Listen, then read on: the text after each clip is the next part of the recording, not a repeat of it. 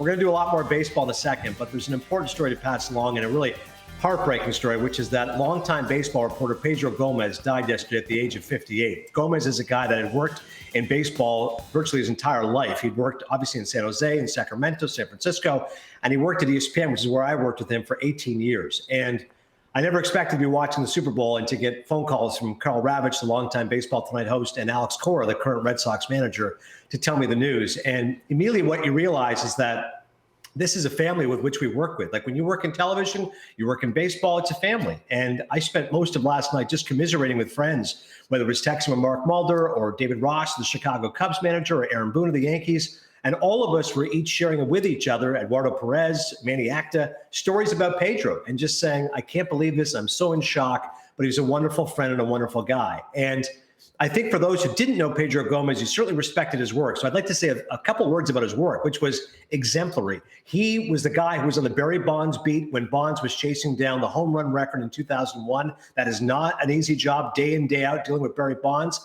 And Pedro did that at the highest level. He also was critical in uncovering the Balco scandal, which is, again, all about dogged reporting, asking the right questions, and making sure that that story was done properly.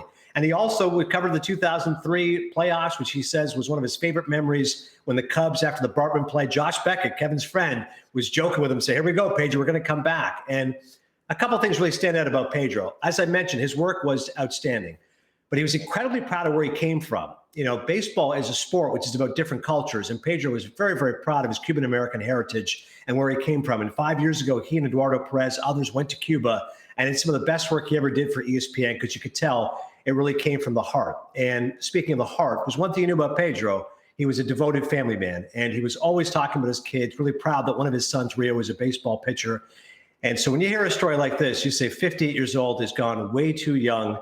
And on a personal level, I'm just going to miss my friend. I had a wonderful time with him, cracking jokes together, wonderful memories. He always had a warm smile, a big laugh, a generous spirit, and he always made the conversation about you and not about himself. And I wish I could just thank him one more time for being my friend and for being so supportive of me in my career. And my heart goes out to his family because I can only imagine how hard it is for them because I know how hard it is for me and all the rest of us that worked with Pedro, and we're lucky enough to call him our friend. Pedro Gomez, once again, survived by his wife, Sandy, and his boys, Rio and Dante, and their daughter, Sierra. My deepest condolences to the Gomez family. Rest in peace. We love you, brother.